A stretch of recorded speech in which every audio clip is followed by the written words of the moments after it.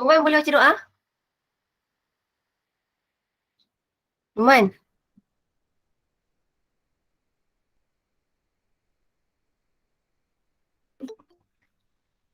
Amal lah, Ma.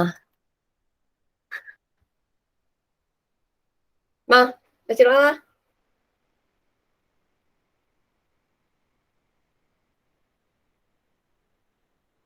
Aja.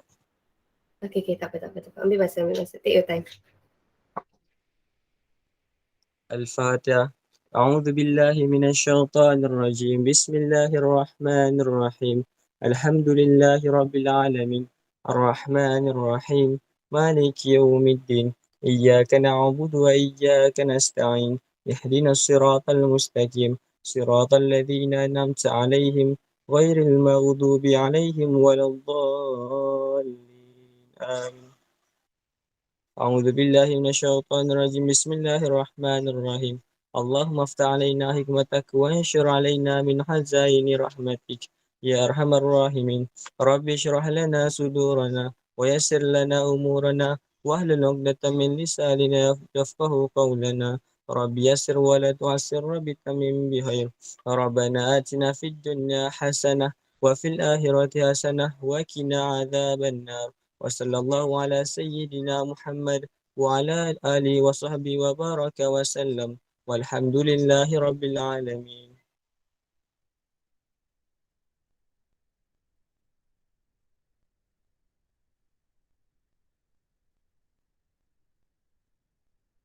Okay, Alhamdulillah. Okay, sekejap Saya tengah nak something dengan you guys dekat dalam group tu. Saya minta maaf tau. So, hari ni saya memang banyak sikit benda. Susah nak explain dekat orang kan. Apa benda yang kita sibuk sangat dekat rumah kan.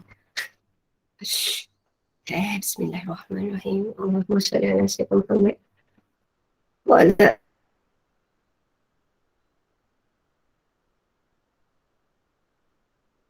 alihi. Oh ni. Ke korang tak tahu lagi nak rasa macam mana? Sekejap Saya tengah fikir sebab dekat rumah tu you guys kena ada bagi kerja kan? Sekejap Bismillahirrahmanirrahim. Siapa nak masuk ni? Sekejap. Okay, ni sekejap Saya tengah nak share sekejap. Nak download sekejap Bismillahirrahmanirrahim.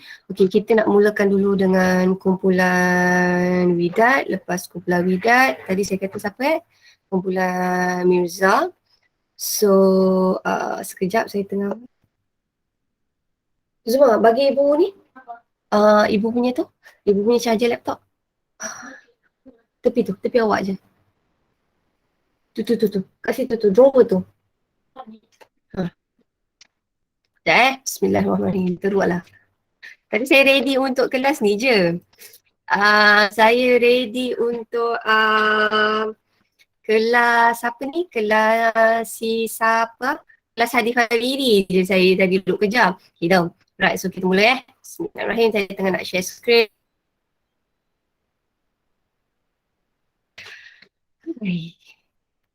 Okay, sekejap. View entire screen. Okay, mula Widat. Siapa nak bentang?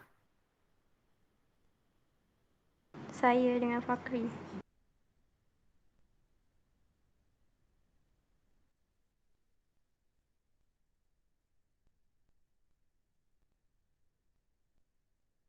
Kita nak share. Dapat tak ni? Macam loading Asal dia loading. Okay. Nampak tak? Ini je ke paling besar kita boleh buat? Okay. Right. So, bukan Bismillahirrahmanirrahim. Kumpulan siapa boleh?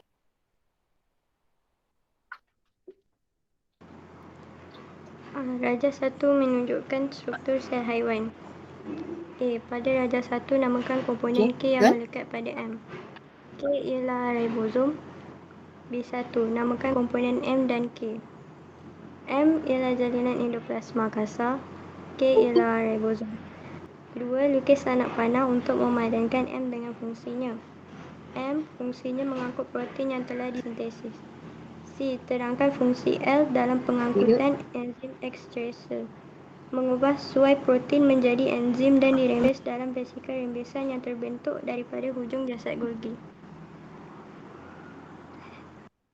Ya, very good. Tahniah. Kumpulan Bidat. Tajuk ni saya tak nak bentang lama sebab saya rasa kita dah cerita tajuk ni banyak kali kan. So basically kita boleh teruslah. Sekejap saya escape dulu. So lepas tu kita tengok kumpulan siapa pula tak. Sekejap kita ambil home.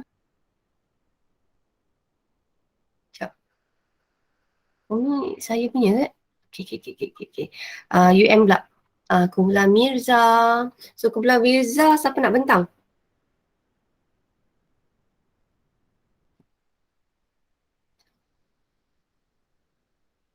Sekejap. Okay. Bismillahirrahmanirrahim. Kumpulan Mirza siapa nak bentang? Kita ada Mirzabi, kita ada Arina, kita ada Farisha, kita ada Alia. So ada tak dia orang dalam ni? Ada ke tak ada?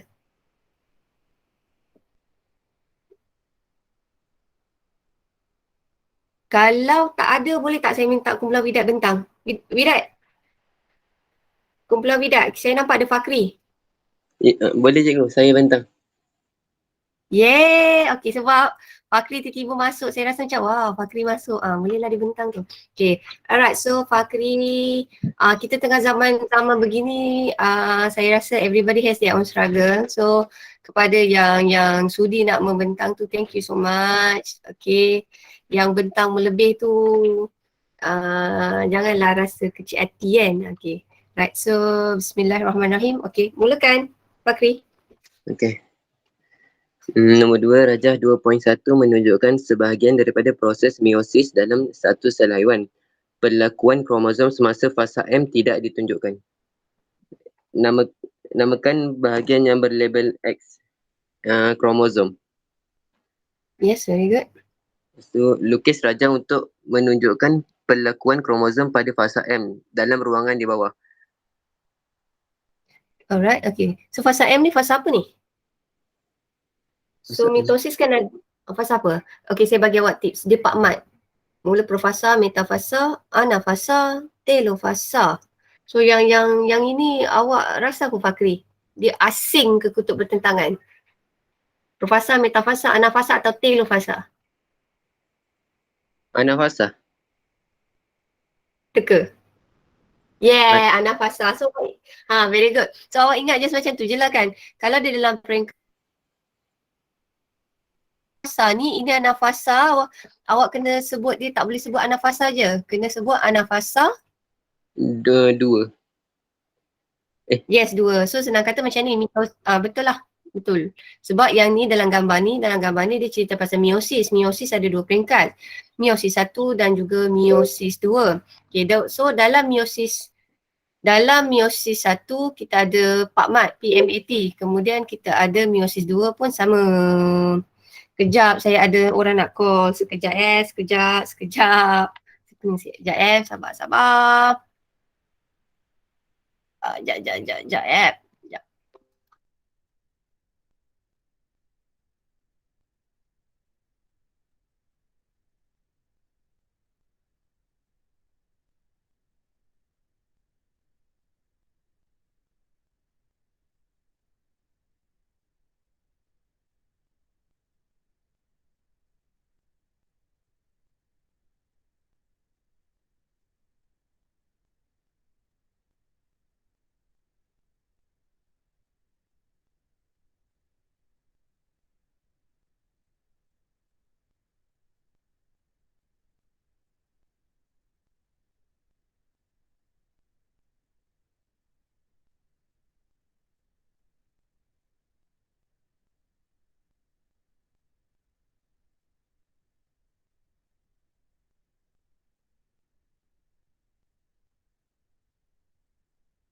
So, kita teruskan.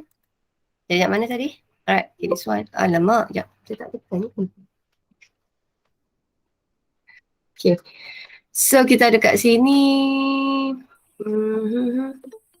Sekejap. Siapa nak masuk ni? Okay, Fakrul. Okay. So saya ingatkan lagi sekali kat sini, kita bila kita cerita pasal meiosis ada dua, meiosis 1, meiosis 2. Disebabkan ada dua, awak tengok kat sini dia akan hasilkan 4 sel anak. Tapi bilangan kromosomnya kita panggil dia sebagai separuh. So meiosis ni sama je, dia ada 4 mat. Okay, so meiosis 1 ada 4 mat juga, meiosis 2 pun ada 4 mat juga. Okay, cumanya yang beza kalau awak nampak kat sini kita cerita pasal ada kromosom homolog. Kat sini kita cerita pasal kromosom sahaja. So kat sini betul, ini adalah kita nak cerita pasal meiosis 2. So meiosis 2 ni kita tengok kat sini kromosom tu dia bukannya dia yang bergerak ke kutub bertentangan adalah kromatid. Okay. Now, yang ni tengok pasangan kromatik kembar berpisah dan bergerak ke kutub bertentangan. Yes, very good. Kemudian adalah rajah 2.2 menunjukkan proses Y yang berlaku pada fasa J. So fasa J ni fasa apa ni? P, M, A, T mana satu? P ke M ke A ke T? Fasa J ni? P. P nama panjangnya apa? Profasa. Yes, profasa. Okey tak jawab profasa saja? Profasa 1. Yeah, Profasa 1. So ingat dalam Profasa 1 ni macam drama intro, pilot yang banyak sangat benda yang berlaku kat situ. So dalam Profasa 1 ni dia berlaku pindah silang. Bila berlaku pindah silang, pertukaran bahan genetik. So pertukaran bahan genetik dia akan menghasilkan gamet yang ada variasi. So awak ingat ini adalah Profasa 1. Dalam Profasa 1 banyak benda berlaku. So dia berlakunya kromosom berpasangan membentuk bivalent. Kemudian kromosom tu akan melakukan pindah silang. So pindah silang tu akan melakukan pertukaran bahan genetik. Okey. So dekat sini, apakah satu kepentingan proses Y? Kepentingan dekat sini menghasilkan gamet. Dan satu lagi saya kata apa? Pindah silang ni dia apa lagi kepentingan dia paling penting sekali? Membentuk gen baru. Yeah, dia akan menghasilkan gen baharu ataupun dia akan menghasilkan pertukaran bahan genetik. So dia ada variasi. Sebab tu sebenarnya, ingat tak? Kan sperma dengan ovum terhasil melalui proses adik-beradik yang sama daripada ibu dan ayah yang sama. Setiap kali berlakunya persenawaan, gamet yang dihasilkan itu adalah berbeza. So basically kita nak kata gamet tu berbeza. Senang kata macam ni disebabkan proses meiosis dia akan menghasilkan gamet yang berbeza. So sebab itulah kita kata kita ni manusia ni ada banyak variasi walaupun kita daripada ibu dan ayah yang sama tetapi setiap kali gamet yang dihasilkan tu adalah berbeza. So kenapa boleh berbeza? Adalah daripada proses profasa 1. Dalam profasa 1 berlakunya pindah silang. So pindah silang ni pertukaran bahan genetik. So pertukaran bahan genetik akan menghasilkan variasi. So di manakah meiosis berlaku dalam manusia? Very good, ovari. Dan satu lagi? Kalau lelaki? Sperma. Kalau kita, okey, yang itu betul tapi tak menjawab soalan tau. Sebab dia kata kalau kat sini di manakah meiosis berlaku, meiosis menghasilkan sperma. Tapi kalau dia kata soalan ni kat mana dia berlaku, dia nak cerita pasal organ. So kalau organ yang menghasilkan sperma, kat mana organ tu yang boleh menghasilkan sperma? Testis ke? Testis, yes, very good. So sekejap. Bismillahirrahmanirrahim. Hello, Assalamualaikum. Hello. Hello, dengar tak? Ada tahu budak datang?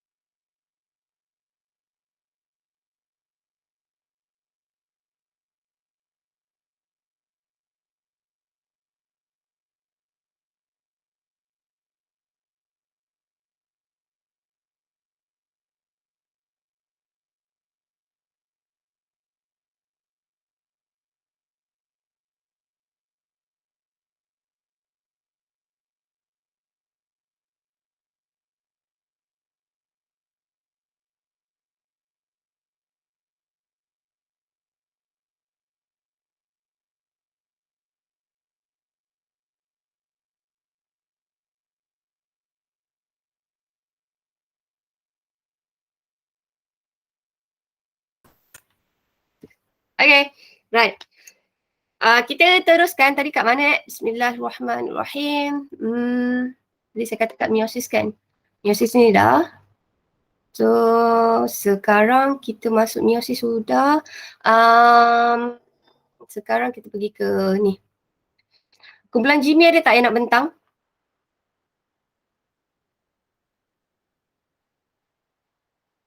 Sekejap, kita tengok Sekejap. Saya ni pun kan. Alhamdulillah.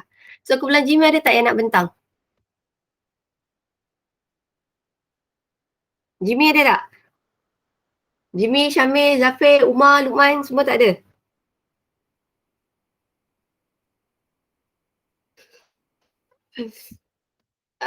Okay, kumpulan ni pun tak ada. So, saya bentang lah. Alright, so bismillahirrahmanirrahim. Okay, kita nak cerita, ini adalah dalam tajuk tayatan 4 bab berapa ni? Tajuk tayatan 4 bab berapa ni? Bab 5. 4. Yeah, bab 4. So kita nak cerita pasal konversasi kimia. So dalam konversasi kimia, kita nak belajar kita ada dua jenis sebatian. Satu adalah sebatian organik, satu lagi adalah sebatian tak organik. So sebatian tak organik ada satu je, which is adalah molekul air. Sebatian organik pula, kita ada sebatian organik ni kita ada 4. Kita ada karbohidrat, kita ada protein, kita ada lemak, karbohidrat, kita ada protein, kita ada lemak, kita ada asid nukleik. Okay, now kita tengok dekat sini tau. Raja 3 menunjukkan pembentukan molekul triglycerida. Kita pasal lemak. Lemak ni sebenarnya dia ada 4 jenis kalau saya tak silap. Lemak ni kita ada steroid, kita ada fosfolipid, kita ada memang nama dia lemak yang kita pecahkan kepada yang oil dengan butter tu. Pepejal dan juga cecair. Lepas tu satu lagi kita ada apa? Lilin, wax.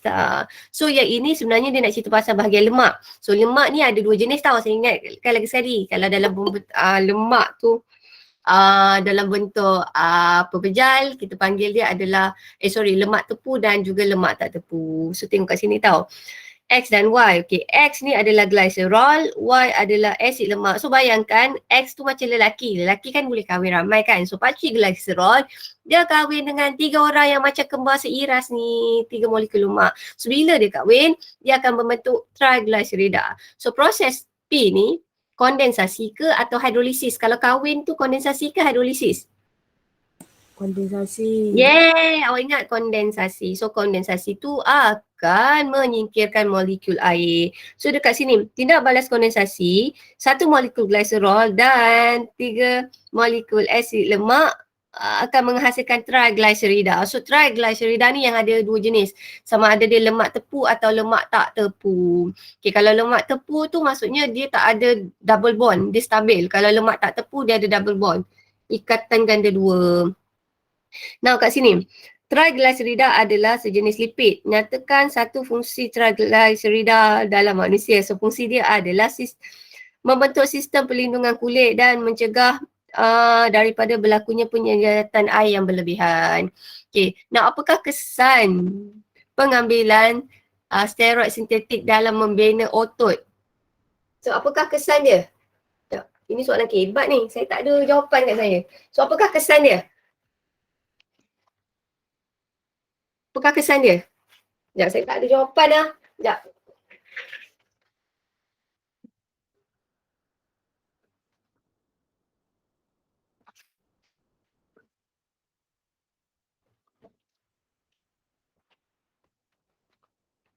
Okay, so kesannya adalah, ni soalan nombor 3. Okay, soalannya nombor 3, ni modul 3.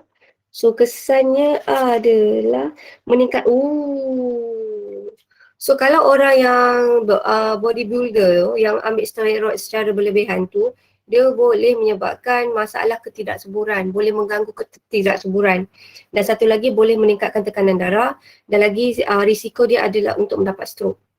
So maksudnya dekat sini kalau ni soalan ni adalah soalan kebat.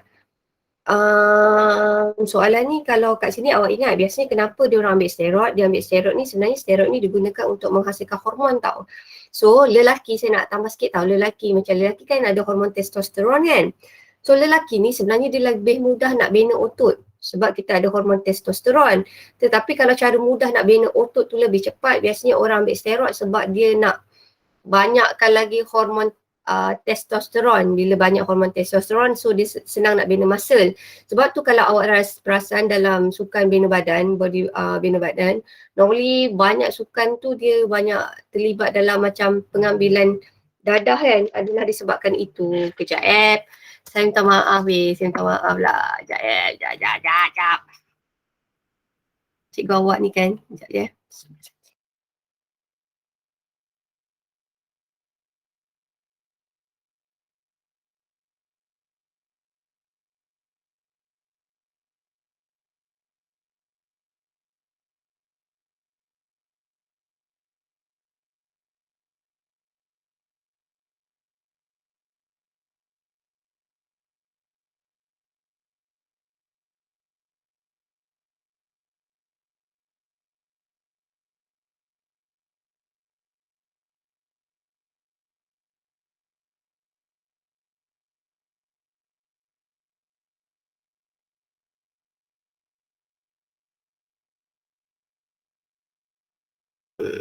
Okay, right. Ya, bismillahirrahmanirrahim. You guys nampak kan? Bismillahirrahmanirrahim. Testosteron. Tadi saya cerita pasal bodybuilder kan.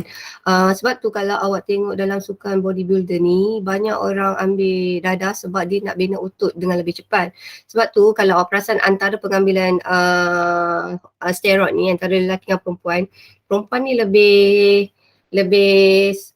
banyak terlibat dalam pengambilan steroid ni. Sebab kenapa? Sebab perempuan kita tak ada hormon lelaki tu tahu. Kita ada estrogen. So basically kita kalau nak bina six packs tu kan macam lelaki kan, dekat abdomen tu kita lebih susah berbanding lelaki sebab nature kita, hormon kita tak ada hormon testosteron, so kita susah. Ataupun perempuan, kalau you guys ada six pack, korang bina six pack tu bagai nak rak 6 bulan, dalam masa sebulan kalau korang tak jaga six pack tu boleh hilang. So orang bina badan especially untuk perempuan adalah benda yang susah nak di-maintain tau. Sebab kita perempuan naturenya kita ada hormon estrogen. Sebab tu dalam aktiviti membina badan tu sebenarnya perempuan tu lebih mudah ambil, macam mana dia senang terlibat dalam pengambilan dadah sebabnya perempuan struggle nak bina otot sebab otot tu nak bina hormon tu daripada steroid.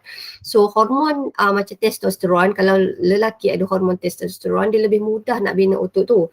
So macam perempuan naturenya kita kan tak ada testosteron. So basically nak bina otot tu lambat sikit. So therefore kadang-kadang orang jalan pintas dia ambil steroid, so dia bolehlah bina otot tu. So boleh faham tak kenapa orang bina badan dia ambil hormon steroid tu, dia ambil steroid. Saya kata tadi steroid tu digunakan untuk apa? Menghasilkan hormon. Yes, untuk menghasilkan hormon, tetapi steroid ni dah ada masalah. Kalau kita ambil banyak dia boleh mendapatkan jadi masalah ketidaksuburan. Sebab tu saya pernah dengar, which is benda ni mitos lah, saya tak tahulah betul ke tak. So normally kadang-kadang kalau orang yang ambil steroid ni dalam sukan yang bina badan ni dia mengalami ketidaksuburan sebab dia main dengan hormon. Okay, dan satu lagi dia akan boleh menyebabkan stroke. So awak tahu tak apakah itu stroke? Stroke tu apa sebenarnya? Stroke tu apa? Stroke tu apa?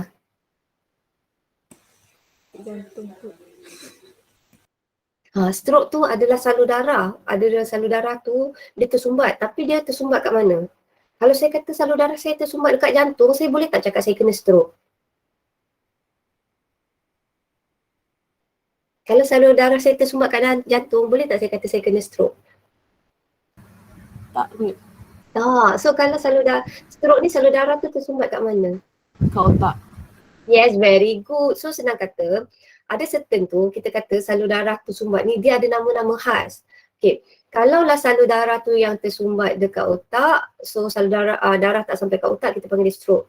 Kalaulah salur darah tu tersumbat kat jantung, kita kata orang tu kena serangan jantung. So stroke tu hanya berlaku dekat salur darah yang tersumbat dekat dekat otak. So biasanya salur darah tersumbat. Dia tak pecah tu lebih bahaya lah. Pecah tu akan menyebabkan terus kematian. So normally kalau orang stroke tu salur darah tersumbat. Ada kes pecah tapi pecah tu lebih severe lah. Alright, so tahniah. Okay, so sekarang kumpulan, okay. Siapa kumpulan Husna, Amira, sini dengan Hazika ni, ada siapa? Ni Huda ni saya tertinggal ni. So siapa nak bentang sini? Ada yang nak? Yeah, alright. So terima kasih. Silakan. Raja 4 menunjukkan sejenis pergerakan bahan merentas membran plasma. Dalam Raja 4, label struktur-struktur berikut: protein pembawa dengan huruf X, dua lapisan fosfolip dengan huruf Y. Huraikan struktur dua lapisan fosfolipid dan fungsi bahagian-bahagiannya. Dua fosfolipid terdiri daripada dua fosfolipid yang mempunyai kepala berkutub hidrofolik iaitu tertarik pada air, manakala bahagian ekor hidrofobik tidak tertarik pada air. C. Namakan proses pergerakan bahan merentas membran plasma seperti yang ditunjukkan dalam Raja 4. Nama proses pergerakan bahan merentas membran plasma ialah resapan berbantu dan pengangkutan aktif. D. Molekul glukosa diangkut ke dalam sel merentasi membran plasma melalui proses dinamakan DP4C. Terangkan mengapa. Molekul glukosa diangkut ke dalam sel secara 4C kerana sifat glukosa yang mempunyai saiz molekul besar dan berkutub membolehkannya merentasi membran plasma secara resapan berbantu. Yep, okay, very good. So boleh tak sekejap saya nak ambil yang PDF sebab biasanya kalau yang macam ni saya tak boleh nak conteng. Saya keluar dulu. Bismillahirrahmanirrahim. So saya rasa tajuk ni tak ada masalah. Saya rasa tajuk ni korang dah rasa mudah sikit kot. Saya boleh rasa bab 5 bab depan tingkatan 4 tu korang dah kuat, saya rasalah. So bab kita yang lemah tu saya rasa adalah bab belakang-belakang sikit, which is bab Amsha, bab Bella, maksud saya yang tajuk pembentukan air kencing tu, yang tu saya rasa korang dah macam nak pingsan sikit lah. Sekejap saya nak letakkan UM Sekejap. Bismillahirrahmanirrahim. So saya open jap. Saya letak dekat dalam ni. Korang tahan saya tahu dia punya penat tu. Saya pun penat ni. Which is saya tak nak marah-marah sebab everybody has their own struggle. So for those yang masih lagi bertahan, thank you so much. Saya rasa benda ni bukan senang kan. Right.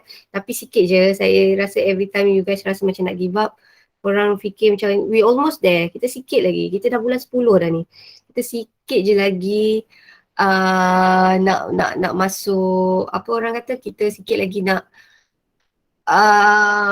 sampai dia punya finish line tau. God, my God. Sekejap. Subhanallah. Korang sabar yang saya.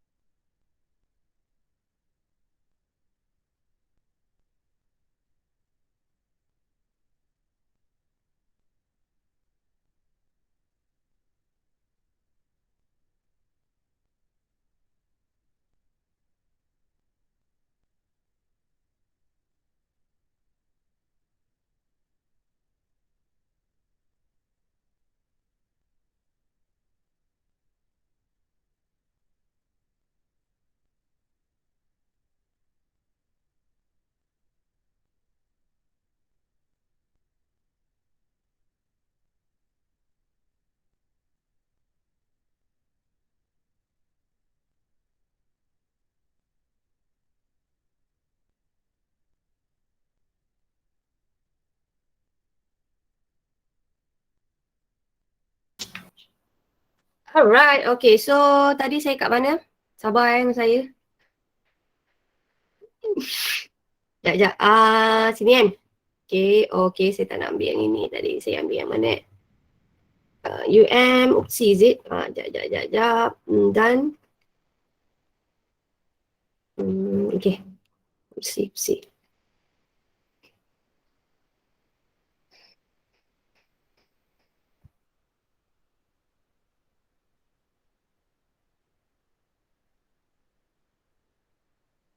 Okay. Now, kita nak tengok sini. Ni saya perasan tadi kumpulan Huda, Husna dia tertinggal kat sini. Okay, soalan nombor 1. Jom kita tengok. Saya suka skip PDF sebab saya boleh conteng tau. Okay, now. Raja 4 menunjukkan sejenis pergerakan melintasi membran plasma. So, kita kat sini ada soalan nombor 1 tau. Dalam Raja 4, labelkan struktur-struktur berikut. So, dia kata suruh labelkan protein pembawa. So, sebenarnya ini protein pembawa, so huruf X. So, mana-mana pun boleh. Kemudian dia kata dui fosfolipid. Kalau dui fosfolipid awak labelkan begini, Y. Okay, now. Huraikan struktur dui fosfolipid dan fungsi bahagiannya. So kita tengok dekat sini. Kalau kat sini dui fosfolipid terdiri daripada 2 fosfolipid yang punya kepala berkutub dan juga kepala berkutub iaitu tertarik pada air. Manakala bahagian ekor adalah tidak tertarik pada air. Okey, macam mana dapat markah ni? Awak ingat macam ni tau. So ini arahan. Ini adalah tugasan dan fungsinya. So macam mana boleh dapat markah? So senang kata nak dapat satu markah dia mesti huraikan struktur, fakta dan juga explanation. So katakanlah kumpulan Husna ni, okay, boleh dapat markah macam mana? Dia dapat markah macam ni, bunyi kepala hidrofilik iaitu tertarik pada air macam ni. Ini kepala ni facts dia. Iaitu tertarik pada air, ini explanation dia. Okay, so bila ada cukup facts and explanation, satu markah. Kemudian bahagian ekor tidak tertarik pada air, sini adalah facts, sini adalah explanation. So ini adalah 2 markah. Okay, kemudian namakan proses pergerakan bahan melintasi membran plasma yang ditunjukkan pada Raja 4. So yang ini adalah pengangkutan satu markah kan. So kalau ikut awak, ini sebenarnya dalam rajah ni berdasarkan Raja 4 tau. Awak teka ini resapan berbantu atau pengangkutan aktif. Resapan berbantu atau pengangkutan aktif. Resapan berbantu atau pengangkutan aktif.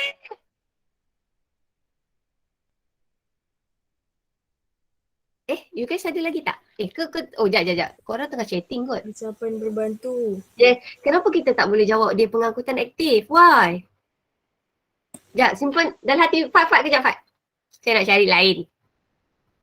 Kenapa Fakri kita tak boleh terima dekat sini jawapannya pengangkutan aktif? Kenapa saya terima jawapan Amira pula? Fakriah jawapannya adalah resapan berbantu. Kenapa saya tak terima pengangkutan aktif? Ya, kenapa dengan ATP tu tak dapat markah lagi lah Fakri? Jawapan tu kalau Ustazah baca dia pun tak faham. Cuba buat ayat yang lengkap, kalau Ustazah baca pun dia boleh faham. Macam mana buat ayat dia lengkap? Kerana proses ini tidak sebab proses ini tidak melibatkan ATP atau tidak menggunakan tenaga. Sebab tu kita tak terima jawapan tu sebagai pengangkutan aktif. Sebab kalau ikut saya kan, soalan ni dia tanya dalam Rajah 4. Kalau lah korang jawab periksa jawab macam ni, dia kosong. Kenapa kosong? Sebab korang macam tembak. Dan bila dan, ni korang macam belajar. Korang belajar ada penakkulan tak? Belajar maths tak dulu penakkulan? Kalau korang ada dan, maksudnya dua-dua. Kalau awak just stop. Sebab tu sebenarnya perkataan dan ni adalah bahaya. Semua data iaitu resapan berbantu. Kat sini betul. Tapi bila korang letak dan kat belakang, dia jadi salah. Ni kita panggil dia sebagai right cancel wrong. Right cancel wrong. WRC. Wrong. Cancel right kot. WRC. Saya tak ingat lah dia punya term apa. Tapi senang kata kalau korang punya jawapan tu contradict, satu betul, satu salah. So, awak akan dapat salah lah. Maksudnya dapat markah satu, kena tolak satu, so jadi kosong balik. So, dekat sini, kalau korang jawab periksa masa SPM macam ni, korang boleh dapat kosong. Okay, now. Nah, glukosa, molekul glukosa diangkut ke dalam sel merentas membran plasma melalui proses yang dinamakan 4C. Terangkan mengapa. Okey, molekul glukosa diangkut ke dalam sel secara 4C kerana sifat glukosa saiznya besar. So, mula tengok tau. Dia kata sini, terangkan mengapa ini adalah arahan.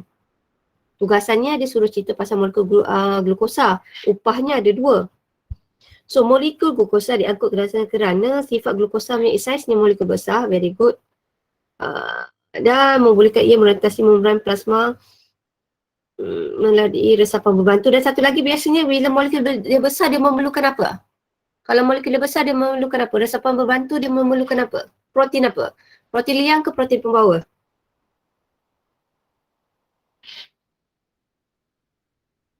Memerlukan protein liang ke protein pembawa? Kalau dalam gambar ni protein apa ni? Protein liang ke protein pembawa? Pembawa. Ya, protein pembawa. Korang pun pening macam saya ke? Okey. Jawapannya adalah protein pembawa. So dekat sini, molekul besar memerlukan protein pembawa. Alright, okay. So seterusnya, okay, yang ini kita dah settle. Kumpulan siapa ni? Sekejap, Nis kumpulan Nis boleh tak? Nis Rina. Kumpulan Nis siapa nak?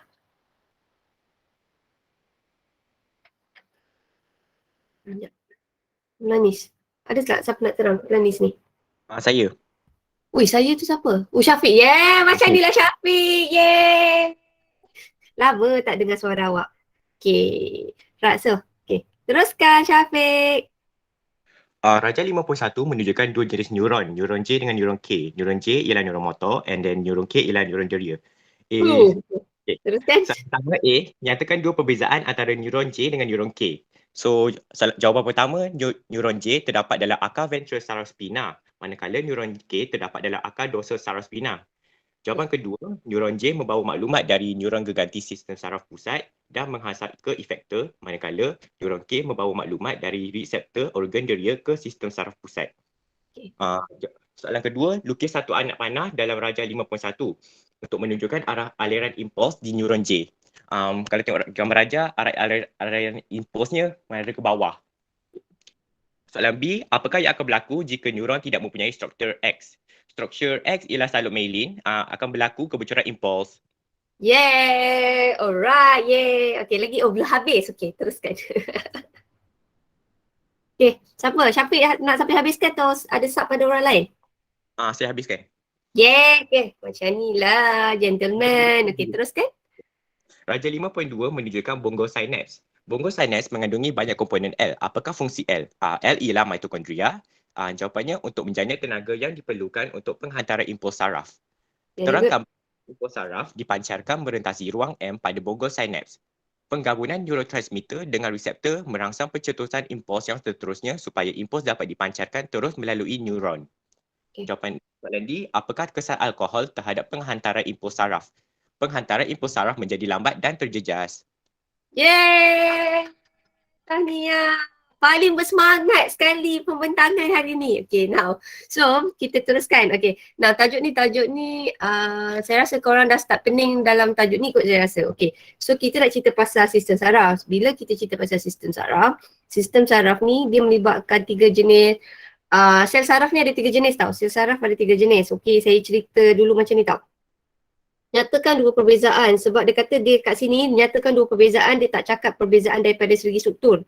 Kalau dia kata nyatakan perbezaan berdasarkan gambar rajah, jawapan macam Syafiq ni tak diterima, tapi disebabkan soalan tu dia tak kata berdasarkan gambar rajah kan, dia just cakap perbezaan antara J dan K. Maksudnya dia tak kata nyatakan perbezaan dari segi struktur ataupun ciri. So yang ini diterima.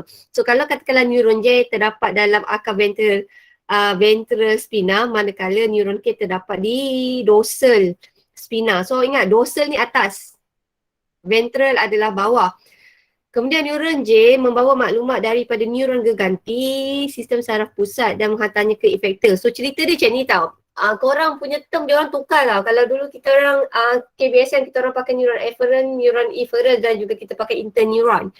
So dalam tajuk saraf ni, tajuk ni adalah tajuk koordinasi.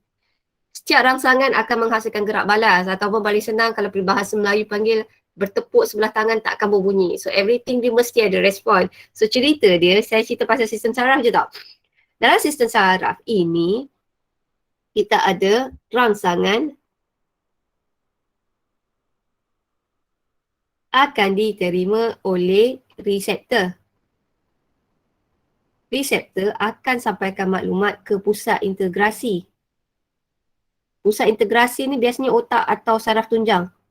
Integrasi.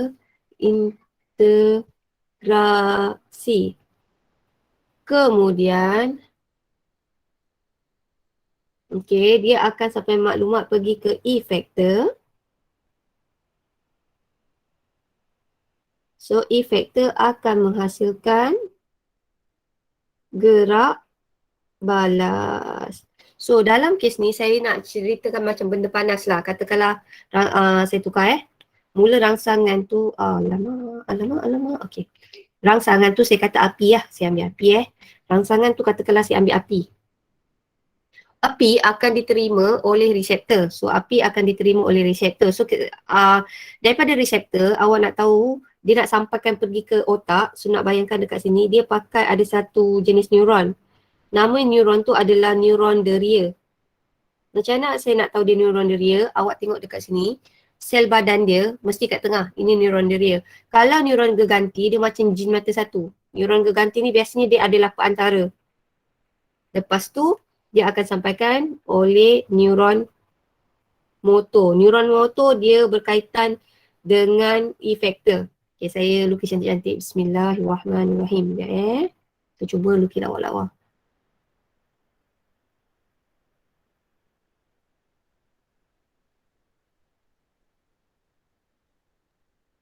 Okay. Lepas tu kat sini. Okay. Alamak. Sekejap Saya lukis macam jin mati satu je ni. Sekejap Okay. Right. So daripada gambar ni, awak tengok kalau badan saya kat tengah, badan saya kat sengah, ini kita panggil dia sebagai neuron deria. Neuron deria letaknya kat mana? Letaknya adalah dekat reseptor.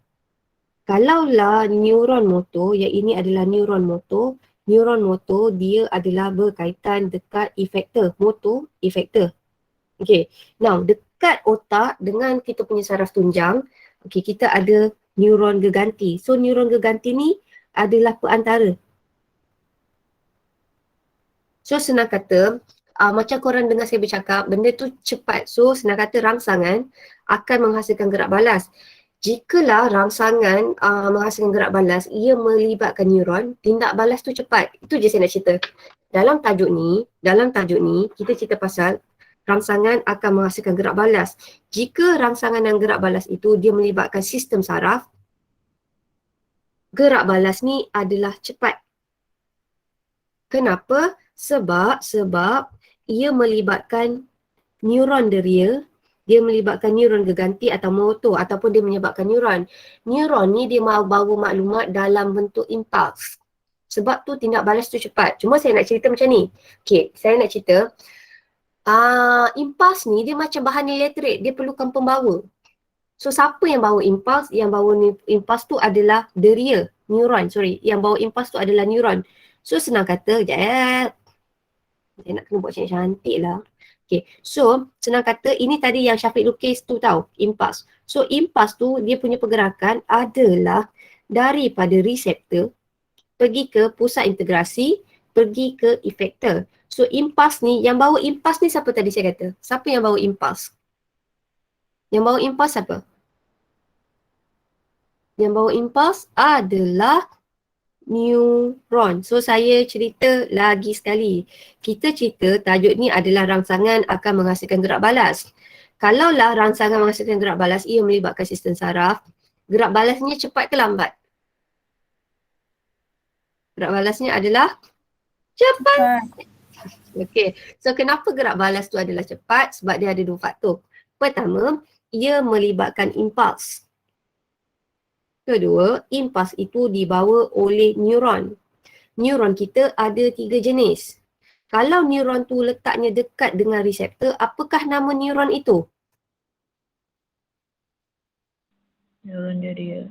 Yes, very good. Terima kasih Puteri. Kalaulah neuron tu dekat dengan efektor, neuron apa tu? Neuron motor. Alhamdulillah, itu kita panggil dia sebagai neuron motor. So awak just ingat, kesimpulannya rangsangan akan mencetuskan, rangsangan akan diterima oleh reseptor. Kemudian reseptor ni akan mencetuskan impuls. Impuls akan dibawa oleh neuron apa kalau dekat reseptor? Malam ni kot saya tajuk neuron deria. Malam ni saya cerita tajuk ni balik. Saya rasa tajuk ni dia kena bayangkan banyak neuron deria. So neuron deria dia akan sampaikan maklumat pergi ke pusat integrasi. Pusat integrasi kita ada dua. Sama ada otak ataupun saraf tunjang. Kalau dia cepat macam tindakan refleks, dia tidak melibatkan otak. Dia terus je ke saraf tunjang. Okay. So awak tengok tindakan tu. Kalau ia melibatkan saraf, dia cepat. Tapi saraf tu, tindakan yang melibatkan saraf tu boleh kita compare lagi. Ada yang sangat pantas. Okay. Ada yang lambat sedikit. So tindak balas yang refleks biasanya dia melibatkan saraf tunjang. Now, ada tindak balas, gerak balas ni dia tidak melibatkan neuron geganti. Ada tindak balas ni dia hanya melibatkan dua neuron je. Okay. Cuba awak nak tahu letaknya neuron geganti adalah di antara neuron deria dan juga neuron motor. So far sampai sini boleh faham tak? Faham tak? Faham. Faham Okay, now neuron pula Tuhan jadikan neuron kita ni ada ruang kecil tau. Impuls ni Allah tu jadikan neuron kita tak boleh directly connected begini. Dia ada ruang kecil. Apakah nama ruang kecil tu? Ruang kecil tu kita kenali dia sebagai ni. Ruang kecil tu kita kenali sebagai ruang synapse. Saya rasa kena ajar balik ni. Okay, bila korang senyap tu saya takut. So saya cerita lagi sekali tau. Macam ni. Impuls tu dia lalu neuron. Saya tulis kat sini impuls tu lalu 3 jenis neuron tau. Allahu Akbar. Okay. Saya rasa mau kena cerita balik ni.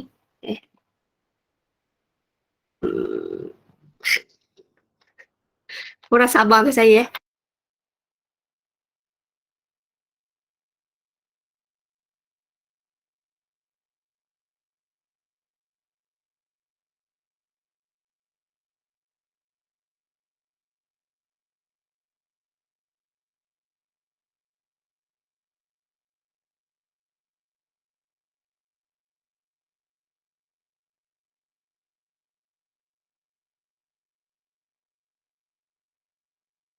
Sekejap. Okay, saya habiskan sampai ayat saya and then lepas tu, sekejap. Lepas tu saya sambung malam ni So saya habiskan sampai kat sini. Okay, kesimpulannya kita nak cerita pasal sistem saraf. Sistem saraf dia melibatkan sel saraf yang kita kenali sebagai neuron. So neuron tadi ada 3 jenis. Kalaulah neuron tu dekat dengan kita punya reseptor, kita panggil dia, katakanlah sini reseptor. Kita panggil dia adalah sebagai neuron deria. Kemudian kalaulah neuron itu dia dekat dengan kita punya motor, efektor, kita panggil dia adalah sebagai neuron motor. Kemudian antara dua jenis neuron ni, kita ada neuron yang tertengah, kita panggil dia sebagai neuron geganti. Okay, now fungsi neuron paling utama adalah bawa impuls. Okay, dia bawa impuls. Sebab bayangkan impuls tu macam barang elektrik, so dia perlukan konduktor untuk dibawa. Tapi kita macam sekarang kan, kalau saya pegang ni, saya tak kena electric shock adalah disebabkan dia ada penebat kat luar. So bayangkan neuron ni ada penebat kat luar yang kita panggil dia sebagai myelin sheath ataupun kita panggil dia adalah sebagai salomyelin. Ada ke salomyelin kat sini? Tak ada. Yang bocor tu apa tadi? Okey, salomyelin. So disebabkan salomyelin, impuls tu boleh mengalir laju. So kita nak bayangkan, kalaulah dalam bentuk ni dia maklumat tu adalah dalam bentuk impuls. Tapi masalah dengan neuron, dia ada ruang kecil. So ruang kecil tu kita panggil dia sebagai ruang synapse. So bila dia tiba dekat ruang kecil ni sekarang, maklumat yang asalnya bermula dalam bentuk elektrik, impuls, akan ditukar dalam bentuk kimia. So maklumat kat sini dalam bentuk kimia. Kalau maklumat dalam bentuk kimia, maklumat itu dikenali sebagai neurotransmitter. So kesimpulannya saya nak cerita macam ni je. Maklumat ada dua jenis. Kalau maklumat tu dalam bentuk elektrik, kita kenali sebagai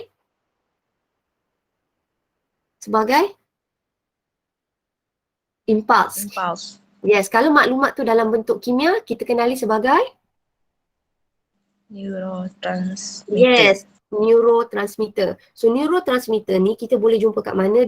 Kita boleh jumpa dekat hujung dekat bahagian ni.